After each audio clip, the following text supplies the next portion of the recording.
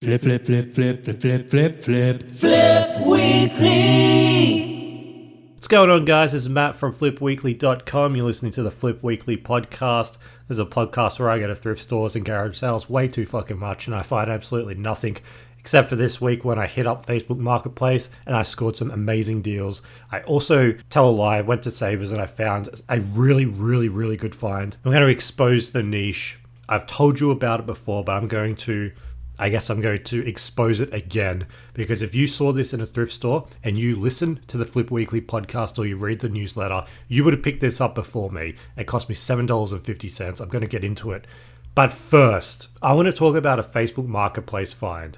I found something from 1998 for $30, and you might remember it if you grew up in the 90s. This is a baby Furby. Now, Furbies were released back in 1998. The Furby Baby was released in 1999. I guess if you thought the original Furby wasn't cute enough, they made an even cuter version as a baby. $30 I paid. It was in the original box. I couldn't believe that they were selling it so cheap for $30. I sent them a message and I was one of the first people to message them. They told me that when they gave it to me, and they said, they got inundated with messages. I don't blame them, because this had the original instruction manual, the original Furbish dictionary. Now, if you didn't grow up with these in the 90s, the Furbish dictionary. What is the Furbish dictionary? Well, you could talk to the Furby in English and it would talk back to you in Furbish, which is their official language, or I guess you could talk to it in Furbish and it would reply to you in Furbish. I don't know how they really did this back in the late 90s. I don't think the technology was there. It might have just heard something and then reacted to it. I also don't think that kids are going to be looking up the words in this Furbish dictionary, because I looked it up and I tried to form a few sentences and it was doing my fucking head in, right? So this is a Furbish word. This is the only sentence that I've been saying to the Furby, right? And I know how creepy it sounds for like a middle-aged man to be at his home speaking a make-believe language to a soft toy. But this is Furbish and it's embarrassing and cringy to even talk about. But let's go through it. So this is what I said to it. Me, no Lou, Furbies, Cartulu, da, may, wa, ite. So, fucking ridiculous. So I said that to the Furby, it responded to me. I don't know what it said, but essentially what I was telling the Furby was that I love it. I love this Furby so much because it's going to bring me some money. Now, there's no Furbish word for money. They mustn't have a currency in Furby land. So the closest I could get was big shiny thing. So that is my word for money. The ma wei ite, big shiny thing. I think that's right anyway. So I went back and I watched one of the commercials, one of the very first commercials for Furbies, and there's something a bit off about this. And I'm going to play the commercial for you and tell me what you think. What's that? It's my Furby. Furby loves you, lavender. Tickle me. Furby, the first Gigapet you pet. Go ahead. Pet me. Teach to say her name. Me, Noodle. Play games. Peek-Bab. And love you back. Achoo. Your Furby sneezed. Achoo. And gave mine a cold. Furby loves you, lavender. Me love you. Furby, the Gigapet you really... Now, it all seems innocent enough, but there's comments turned off on this video, and I just kept going back to this one thing that was happening in the background, what this person was saying. Let me just repeat it for you. Furby loves you, lavender. I'm sorry, Furby loves a what? Furby loves you, lavender. Look, I am not the most mature person, and I have been known to laugh at silly things, but I cannot ignore the evidence that I'm hearing with my own ears. This person is saying that Furby loves a rub and tug. What the fuck is happening? Now, the haters could say, no, Matt, obviously they're not saying that Furby loves a rub and tug. They're saying what? Furby loves a rub and tum? Rub on the tum? No, do you think it could be that? What are they actually saying? Maybe they're saying rub and tug before rub and tug became associated with what it is known for now. Is that an actual thing? For those that grew up, well, I mean, I grew up in the 90s, but when Furbies were released in 1998, I was 6 years old. I had no idea what a rub and tug was, okay? I don't even think I fully know what a rub and tug is to this day. I'm not going to Google it. I'm not having that on my search history. Did rub and tug mean something different in the 90s? Is that what's happening and now, it's just aged very poorly? Or am I hearing something else? Let me know in the comments what they're actually saying. And if Furby does love a rub and tug, what does that mean in the vernacular of a Furby?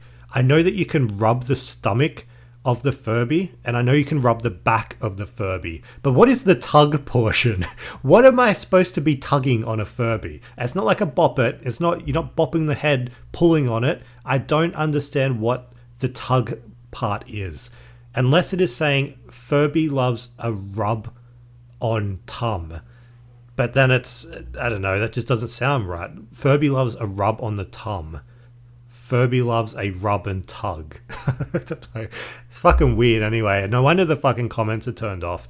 But yeah, we got a bit distracted there. I found this for $30 in the box with the instruction manual, with the Furbish dictionary, and what I'm calling my adoption fee of $30, the price that I paid for it, is going to be a good investment because these things were released over 25 years ago. They're appreciated in value. They've probably appreciated more in value than fucking Beanie Babies. Beanie Babies are nothing.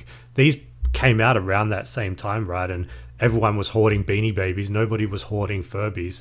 So this one that I found is going to be listed up for $199.95. I've already received a couple of offers which I've declined, and they were in the $150 range. And I'm going to hold off until someone buys this. It's August now. I mean, we're so close to Christmas, and I apologize for saying that and putting that in your head. I should probably work out how many pay cycles left until Christmas just to make you feel even better. But yeah, these Furbies, they fluctuate in prices. It really depends which one that you get as to the value, because there's hundreds of different SKUs for Furbies. Their eye colors change, their fur changes, and I think people are buying these because they had them as kids, right? So someone would pay up for a Furby they had when they were younger for the nostalgic factor. So maybe the most popular colors back in the day would be the most popular colors now. I'm seeing Furbies on eBay selling for $70, buy it now, but then I see one that is the exact same from the exact same year on bid on auction selling for $178. So I guess it really depends on the Furby. Now there are some Furbies you can get which are incredibly rare, and that is again based on the eye color, based on the color of the fur. So you're going to be wanting to comp all of them. If you see one that looks really weird, really unusual, just like anything, any sort of plush, any sort of toy, any sort of collaboration, you're going to want to look up anything that looks a bit weird. So if it's like you see it and it's a Furby and you're like, Jesus Christ, like this thing looks like it's been through the ringer, it could be worth a bit of money because it's a bit different. But yeah, I mean, when you find one in the original box and the box is in great condition, you're going to want to buy it if you can get it for $30 or less. I mean, yeah, this is going to turn into $200 from a $30 Facebook Marketplace investment. And you get to have a bit of fun with it too, right? You get to give it some rubber tugs. So you get to play with it and you get to sell it onto someone else. Now, when I'm visiting Savers now, I'm getting a bit more lucky. I'm finding items that I don't usually find, and I'm having a bit of fun going to Savers now. I'm not cursing out the staff for being too good at their jobs. But this week I found something that I thought was going to be too good to be true. It was priced way below active listings, way below any of the sold listings, and really I just had a feeling that it was going to be, it's done on purpose. The item would have been tested and realized something was wrong with it. So I found a Sony Walkman, a cassette tape Walkman, FM AM radio built into it. The model number was FX103. It's a pretty popular cassette Walkman player. I've seen them before online. I've never actually bought one or found one in the wild before. You know I love my portable media, but I found this for $12.99. For the kids, you know, before the iPods, before the iPhones, I swear I've said this before about Walkmans, we had the cassettes. We'd chuck the cassette in, hope that it didn't chew it up, and listen to some music. So I thought something about this isn't going to work because the comps are crazy and the Saver staff, like I said, they're too good at their job. So there are no exact model listings sold in the past 90 days on eBay, but there is one listed on eBay within Australia and it has multiple people watching it. And it's selling for $224 plus postage. And you know what? Just based on sold comps for similar sort of models, I think that person would be able to get it. So I took this home, I turned it on, put some batteries in, and I could see that the radio was working fine. So I thought, all right, let's chuck in a cassette tape and see if that works. I chucked the cassette tape in. You know, I keep a couple around just to do some testing. Not just one cassette tape. That's the thing. Don't just have one cassette tape to test with. You need multiple so that you can rule out that it's not the tape, it's the player. Chucked it in, chucked multiple cassette tapes into this player, nothing. Wouldn't play, and then I was thinking, you know, I knew it. I knew this wasn't going to work. If it was a working cassette tape player, I would have been able to, I would have seen it behind their glass, or behind their desk, you know, Savers at the front. So yeah, I'm just thinking, what am I going to do with this? I look back on the listings on eBay, and there's really two types of listings when it comes to cassette tape players, like these old Walkmans. There's really two. There's one that's like untested for parts and repair, or the other one which says it's working with a brand new belt. So I'm thinking, look, these units are made entirely of plastic. There's no screws in them whatsoever. I'm thinking, I'm sort of tech savvy, you know, to a degree, but if anything requires like soldering or like actual skill when it comes to, you know, technology, I'm not going to be able to do it. You know, specialized equipment, I'm out. But this thing, man, it's made from the 80s. It's made with plastic. It's someone like me surely should be able to fix this, or at least attempt to fix it. So I chuck on YouTube and I find a video about a unit like this, on how to open it up and check it out. So I chuck on the video, and doesn't have screws, so it's all about like popping it open without breaking any of like the plastic clamps. And you know, I got off to a really, really good start because I legit couldn't open this fucking thing for like 15 minutes. I was close, man. I was close to like taking this out to the curb and doing some stomping on it, but calmed down, gave it another shot, and I was able to open it up. Now, opening it up, I was able to see that the belt on this cassette player was worn to shreds. It had like shrunken down. It was like all loose. It was broken. It was like me, right? Like completely worn out. So yeah, seeing that like the other listings on eBay said like a new belt or it's working with a new belt, I thought, well, this belt is fucked. What if I just order a new belt, try and put it on, and then see if it fixes the problem? Yeah, I mean, that's what I did. I don't know a single thing about the other parts of this cassette player. I don't know really what a belt even does. I know what it does on your pants. I don't know what it does for a cassette tape player. So I type in the model number on eBay and I find a replacement belt, and it's going to cost me $22. That would put our total cost of goods up to $34. And I'm thinking, you know, if we can fix it and get a sale price of $200, that's still like $165 worth of profit. The only thing is like those belts, I think they're 3D printed by like this Taiwanese company. They're all like custom made. So it's going to take a bit to get here. So I'll keep you up to date with this. But man, if you find like these sort of Walkmans in the future, I would recommend, if they're not working and you didn't like invest too much into it, pop it open and just see what you're working with. Like if the fucking solution is just to replace these belts, it does not look like it's hard to do. You know, I popped it open. That popping it open was legit the hardest thing I had to do. Opening this plastic thing without breaking the clamp. So that was the hardest thing to do. And then you just see like what looks to be like a fucking motherboard, and you don't touch anything else. You only look at, it's like playing Operation. Okay. It's like playing Operation. If you remember the game Operation, remember, I think it was like near the knee or near the thigh, there was like a rubber band that you had to get out with the tweezers. It's like that. It's exactly like that. Cassette tape player belts are like Operation. You just have to remove that belt without like killing the guy and making it buzz.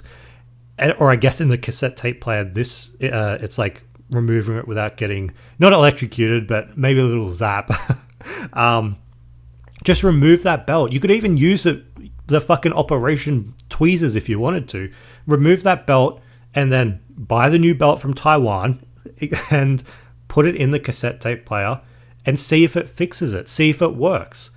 It's that fucking easy. And I know I haven't fixed the player just yet, so I'm telling you how easy it is, and it's no guarantee it's going to work. It could be actually extremely difficult. This could be like Trump's view on fixing the war between Ukraine and Russia. Nobody knew it was going to be this hard, right? I don't know. I'm just saying that I'm not going to throw it away. I'm not going to put it up for parts. If I put it up for parts, I'd get like what, $20, $30?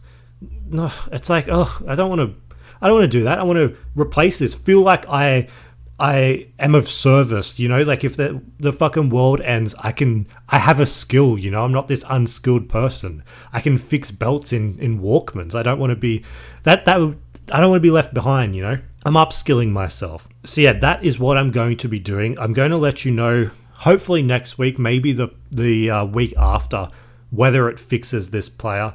If it does, we'll have the radio working, we'll have the cassette tape player working, and we'll be good to go. It'll be good to go to list this up for $200, and I guarantee it will sell.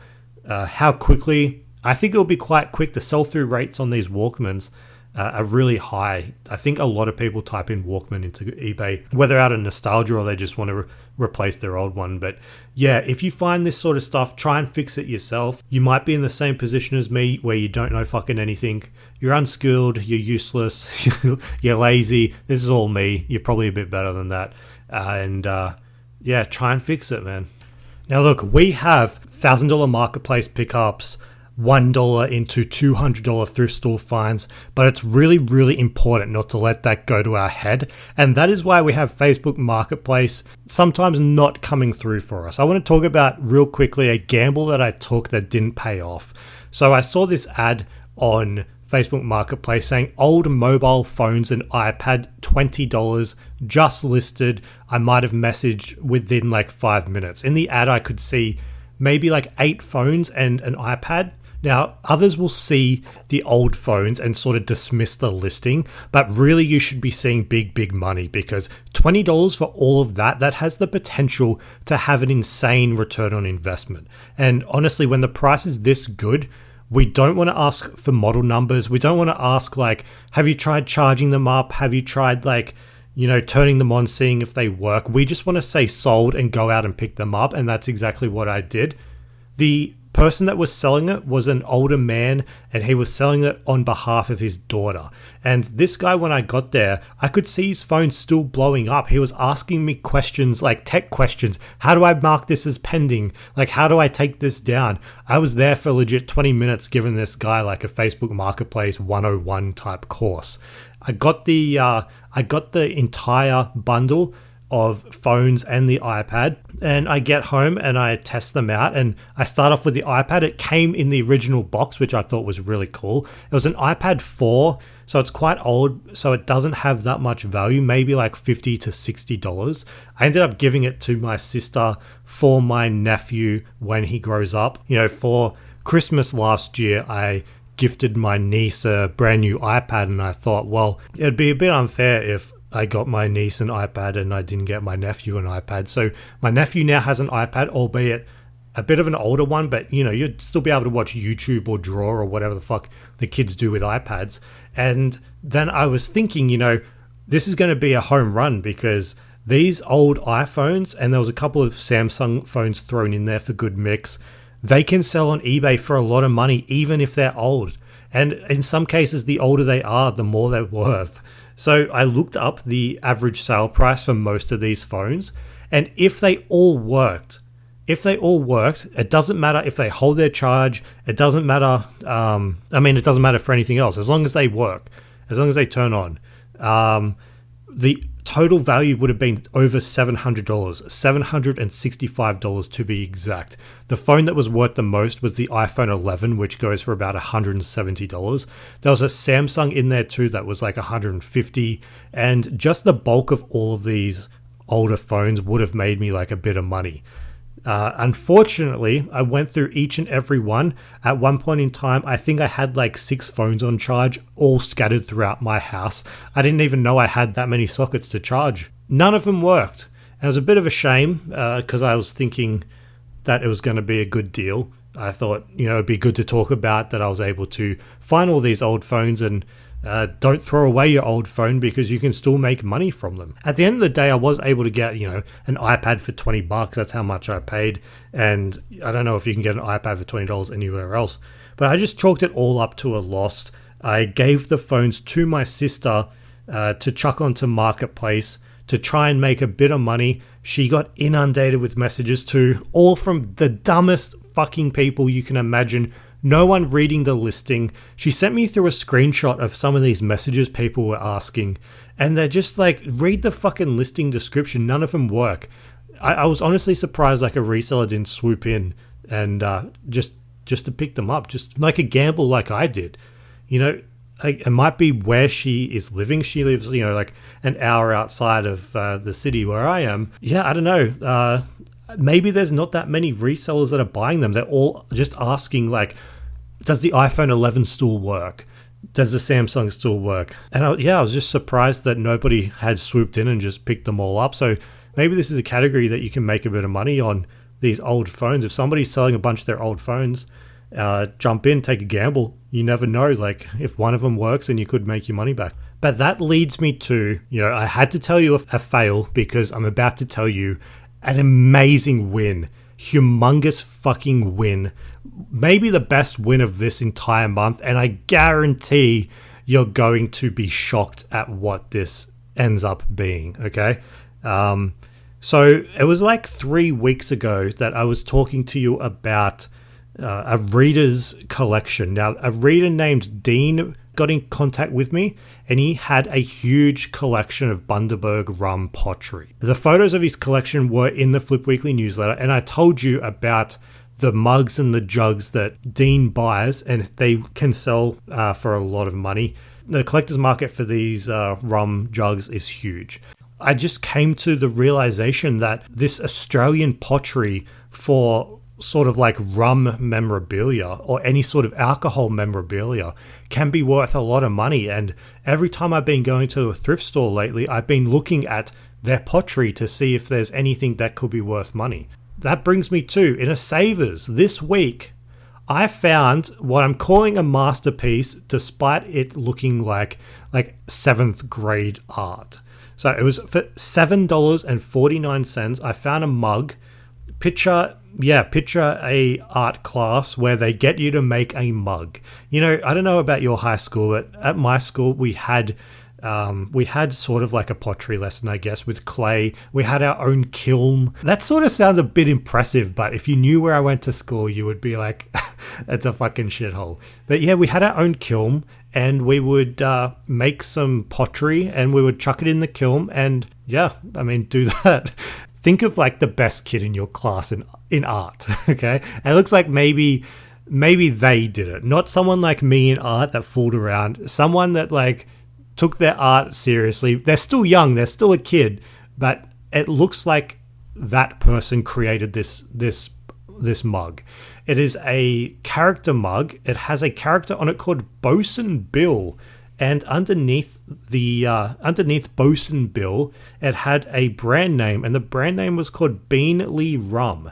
Beanley Rum. That had been inscribed into the mug, so you could see it.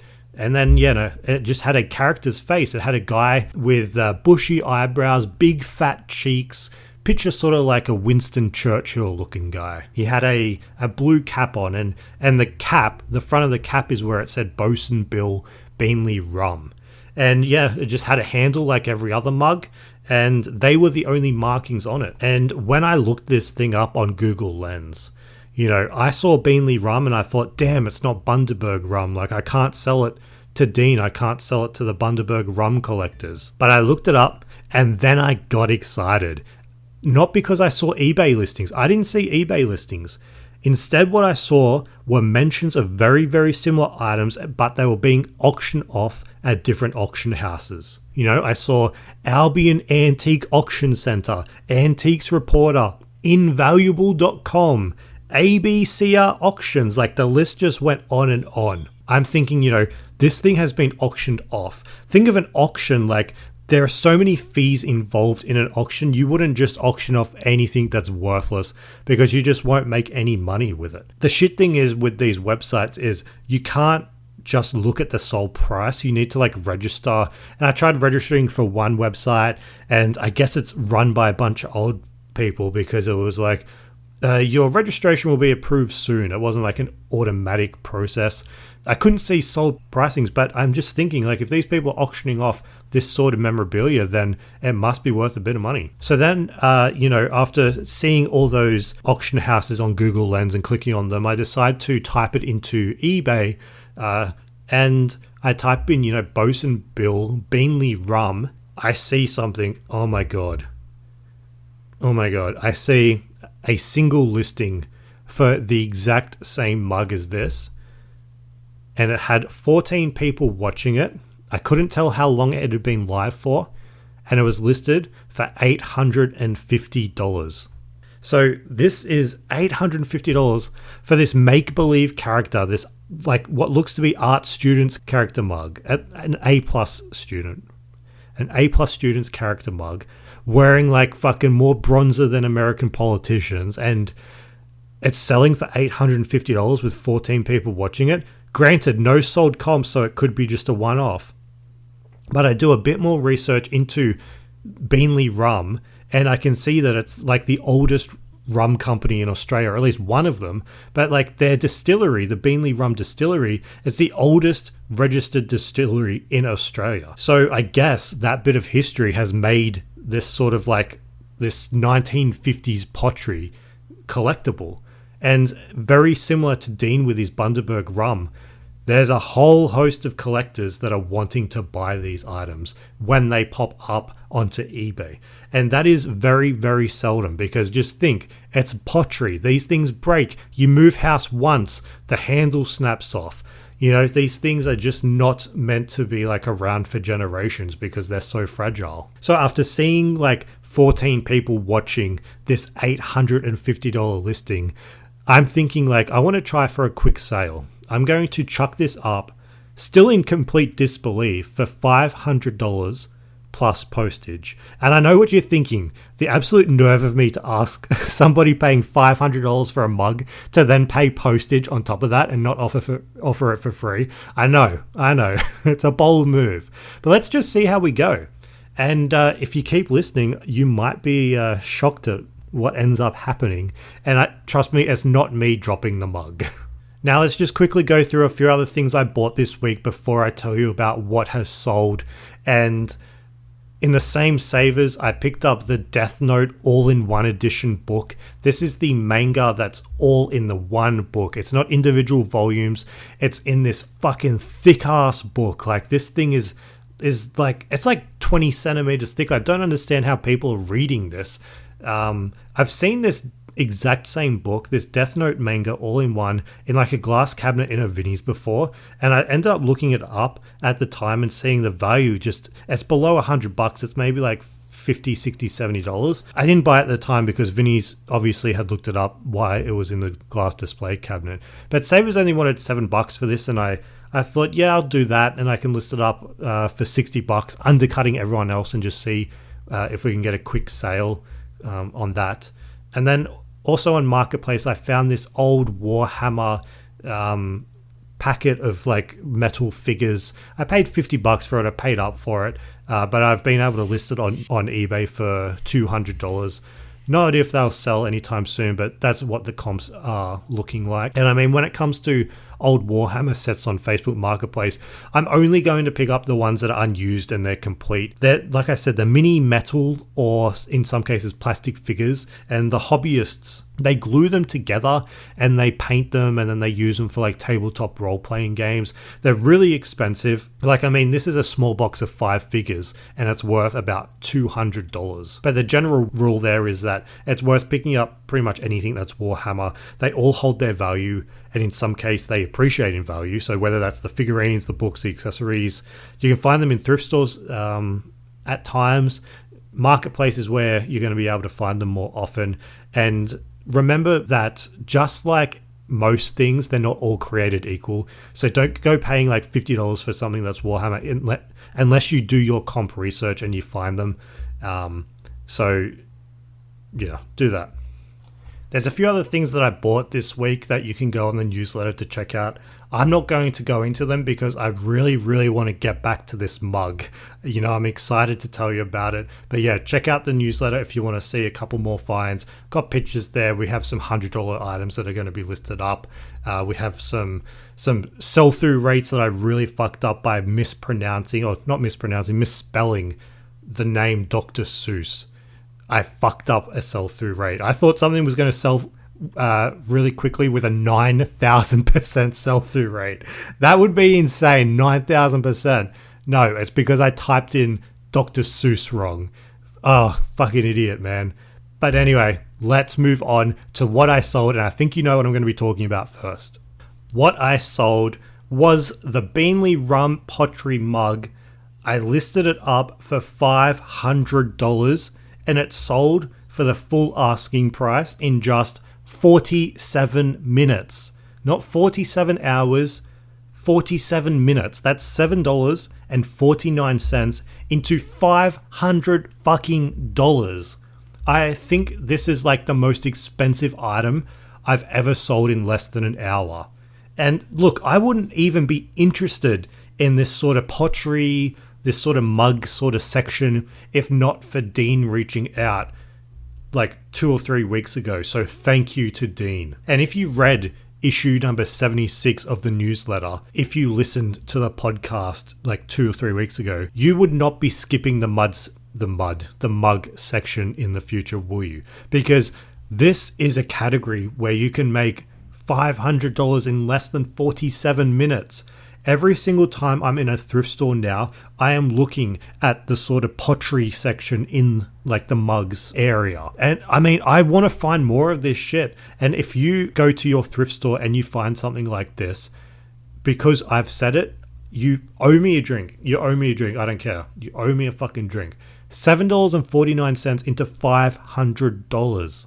I would say this sort of stuff is found within the mug section, but in Savers, there's usually another section with pottery. It's like with the bowls and the cups. You know, not always with the mugs, but yeah, look for those two different areas, and you might be able to find find something similar. And yeah, like the old Australian pottery, the distilleries, the rums, the old wines. Oh, I don't know about wines, but the old like alcohol related. So just picture pottery and then alcohol, put them both together, and always do your comp research. Don't just buy it without looking it up, because there is newer stuff. Like I've seen like Brown Brothers, you know, that brand's Brown Brothers, they make like the Moscatos. They're really popular. They have similar sort of stuff. It looks newer. It doesn't look like like an art student has put it together. It looks like a machine has put it together. That sort of stuff doesn't go as well. You're wanting it to be old. You're wanting it to look like it's handmade, like the art student has made it. So if you want to see what this mug looks like, go onto flipweekly.com and check it out, so you can see, just get a gauge of what this stuff looks like. But yeah, man, when it comes to an item like this, I'm not going to try and like fit it into like a really small Australia Post box to try and get like the cheapest shipping. I've gotten a bigger box. I'm doing my absolute best to make sure that it's protected. I've put it inside bubble wrap. I've then used like shredded paper inside of the box, and just making sure that if I move it around, nothing is going to move. The box is fully secured. And yeah, you should have seen me carrying this mug around. Like I was so hesitant of breaking this thing, hesitant of like scratching it or even dropping it. I just thought like I'm going to walk around a corner and it'll be my hand and I'll just like smash it on the wall. So yeah, I was really hesitant about this because $500 the sale price, like it blew my mind. For 47 minutes, I could have put it up a bit higher. Like I said, there was that one comp on eBay for $850 with 14 people watching. They all must have just been waiting for another one to come up or like saving up the money to buy it for $850. So when this popped up for $500, someone was like, boom, done. Could I have got 600, 700, maybe even 800? Probably, yeah. I'll know for next time, but I cannot complain about that sale price in 47 minutes. Now, the other thing with sending an item that's worth this much money and is this fragile, you can get insurance with your postal system. I got insurance with Australia Post. It's very, very simple. So insurance up to $100 is free. And for every $100 afterwards, it's $2.50. So it'll cost just an extra $10 to have this insured up to $500. And that means if it gets broken, if like the box gets caved in for whatever reason, I'm going to be protected. I'm not going to have to shell out that money for myself. And yeah, it's something that I highly recommend. You just have to make sure that when you're doing the post, you tell them that you want insurance on this item. If you ever go into the post office, you're always clicking that red button saying like no insurance, no insurance. You do that awkward moment where the cashier tries to press the button and then you go and press the button and it's sort of like your fingers touch. It's you're gonna have to avoid that. You're gonna tick the green button. You're gonna shock the cashier, say yes, I would like insurance, and they're gonna light up like a fucking 4th of July. So that has gone off. The buyer hasn't received it yet, but yeah, $7 into $500. One of the best flips, one of the quickest flips, and I really shouldn't be exposing this because now everyone is going to be like looking for this stuff at the thrift store. But I want you to make money. I want us to make money together. And if you can find this sort of pottery item, please send me through photos. I want to see it. I want to see how quickly you make money. I want to see how much you make. Can you beat my record of $500 in 47 minutes? Let's have a fucking leaderboard going. Who can make the most money from Australian pottery? So far, I'm winning. So far, I'm winning at $500. Can you beat me? Let's see. Now, the next item that's sold, it's not as much, not as exciting, but it's a DVD that you should keep an eye out for in the thrift store because it turned from $6 into $65. It's the Dame Edna Experience. Now, this DVD I picked up $6 at a Vinnie's. It's gone on to sell very quickly, 55-day turnaround time. Yes, that's day. It's not minutes. It's under 2 months, which isn't too bad, I guess, for a DVD. Doesn't have a region code on it, and that's just like a little tip for you guys with region codes. If there isn't a region code on the DVD or on the case, chances are it's a region-free DVD, meaning it can play on like any DVD player around the world. So that opens the market up a bit, chuck your international shipping on, and you might be able to sell it quicker. Now, Dame Edna was a comedian within Australia, I think, was the guy that played Dame Edna was Barry Humphries. I know that Barry Humphries passed away in 2023. I'm starting to think he was Australian. I think he was Australian. But yeah, just a reminder, yes, he passed away. And he does have multiple biographies out. So they might be signed. Bit morbid, but you can make some money doing that. The next item was $5 into $70. And that is an Xbox 360 Assassin's Creed Revelations video game. It was a promotional copy. It was a promo only, not for resale, and it was fully sealed. When you're at a thrift store in the video game market, in the video game section, you're always going to see the same games. Wii Fit, FIFA, they're all the same stuff. Every single thrift store is exactly the same. Assassin's Creed does get put there too because you can buy this exact same game on the exact same console on eBay right now for literally $5 with free shipping. But the difference is this copy that I have is sealed and it's a promotional copy. The promo only copies, they were generally given to stores. They were given to like reviewers, influencers.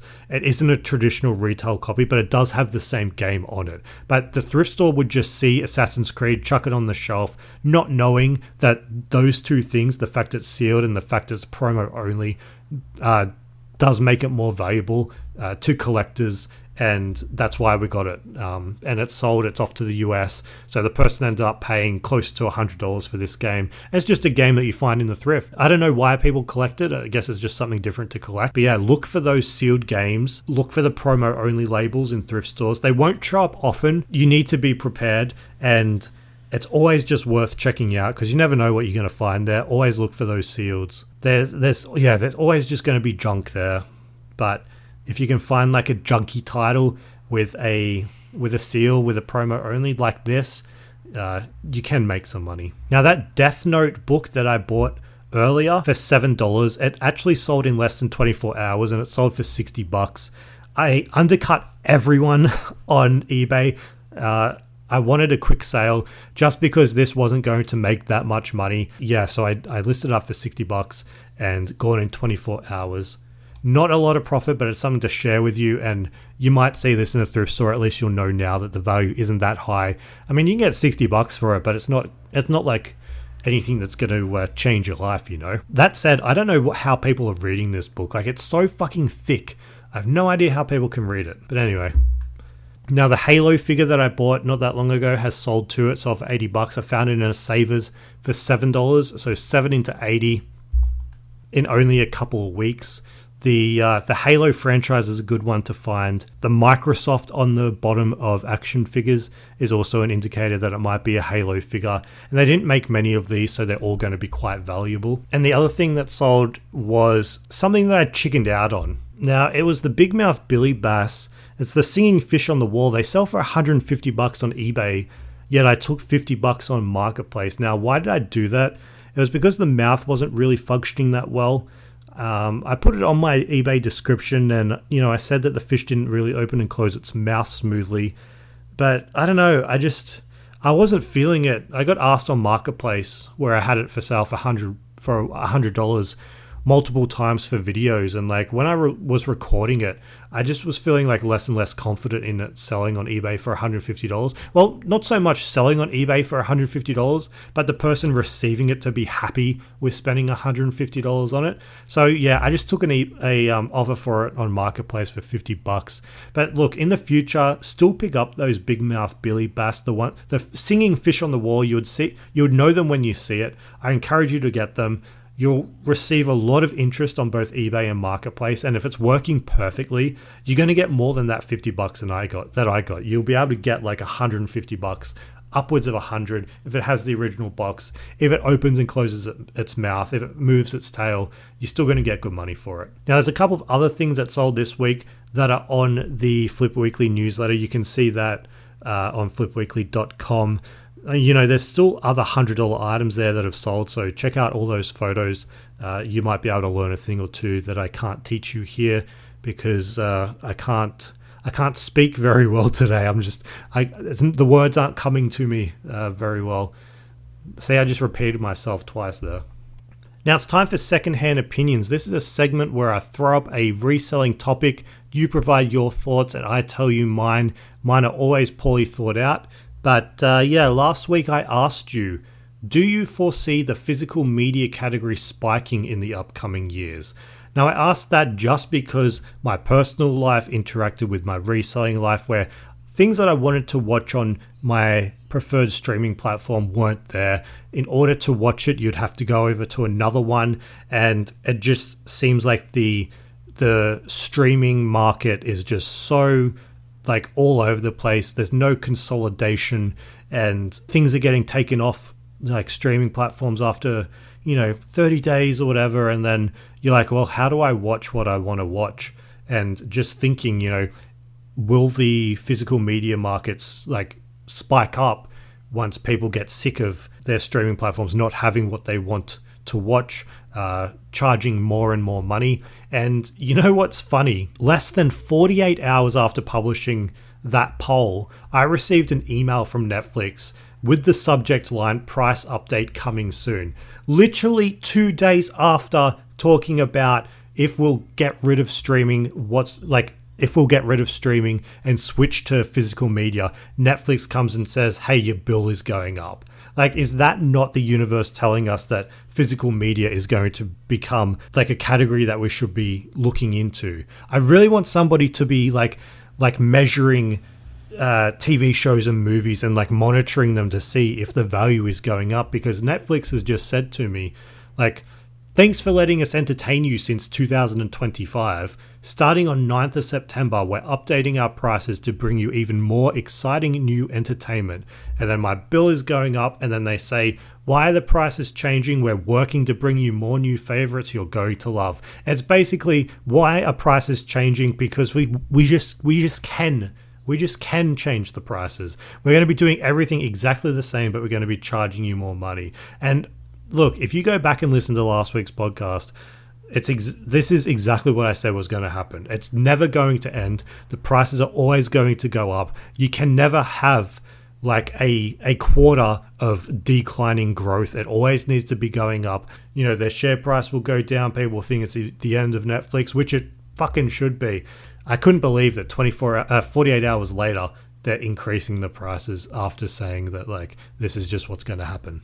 I don't know. It's literally the 6th Netflix price hike in Australia since they launched 10 years ago. So it's getting very, very close to like once a year. So somebody needs to measure the popularity of like the TV series, popular TV series, movies on eBay, and see if they're going to go up in value. Because we need to be at the forefront of this, right?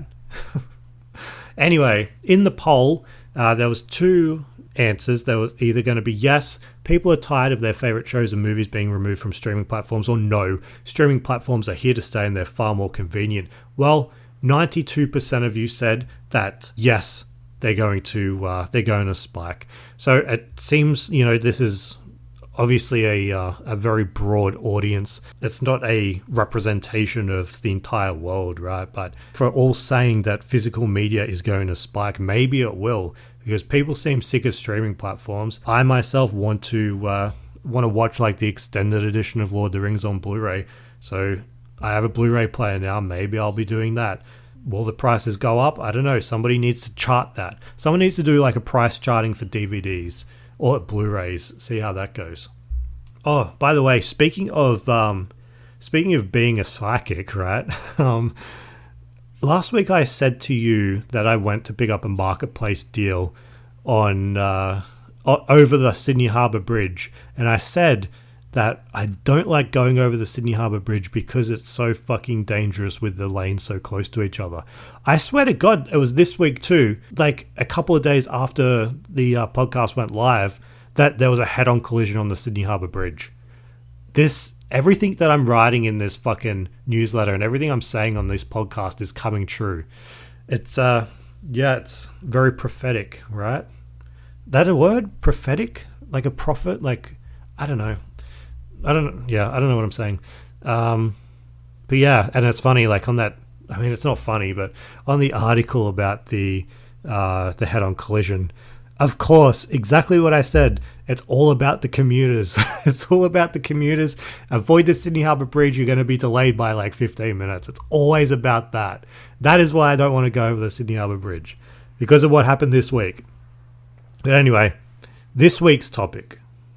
This week's topic is when selling locally, where do you usually meet the buyer?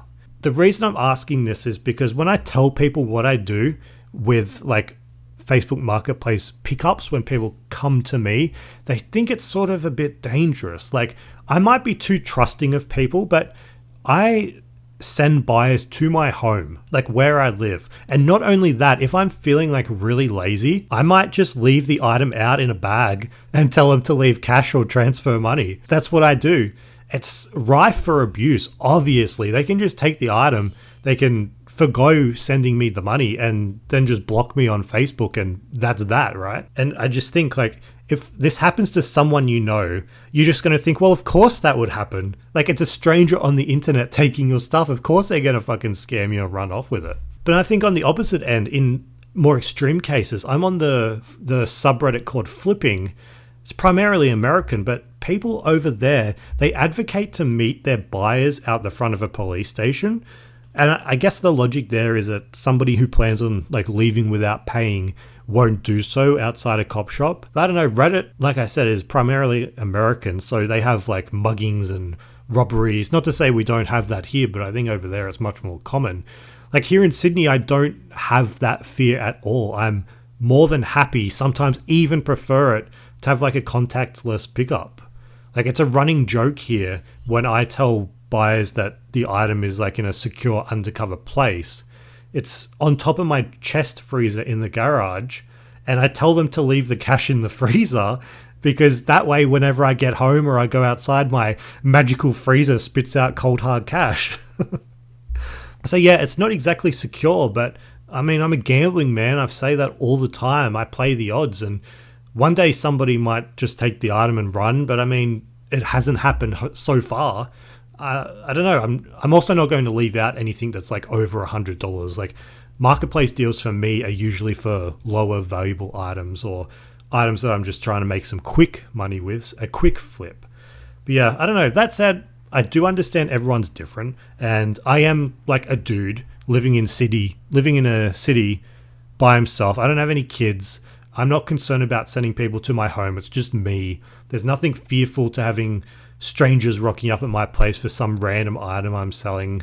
And yeah, I mean, really the only fear is that if they can find the place and not waste my fucking time. So yeah, tell me your thoughts. If you're selling locally, if you're selling on Facebook Marketplace or a website like that or an app like that, where do you usually meet the buyer? You can vote on flipweekly.com. You can write in, message on social media.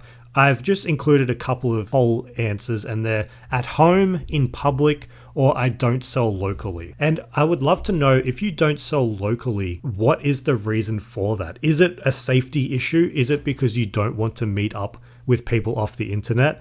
And to be honest, I don't blame you, because who would want to meet a random person off the internet? The internet is the worst of the worst. The people on the internet are the worst of the worst too. Yes, I'm also a person on the internet, and yes, I am the worst of the worst. But yeah, just let me know. Yeah, vote on the poll. I'd love to hear your thoughts. Now, that's all I've got for you this week. Make sure you check out the Flip Weekly social media accounts. You'll be able to see videos of this week's finds. I'm going to be posting the video of the mug on TikTok, Instagram, YouTube, and any other social media platforms. If you're listening on YouTube, please give us a subscribe and a like. If you're listening on Spotify, please rate the podcast a full 5 stars. And yeah, I'll see you next week. Flip, flip, flip, flip, flip, flip, flip, flip, Flip Weekly.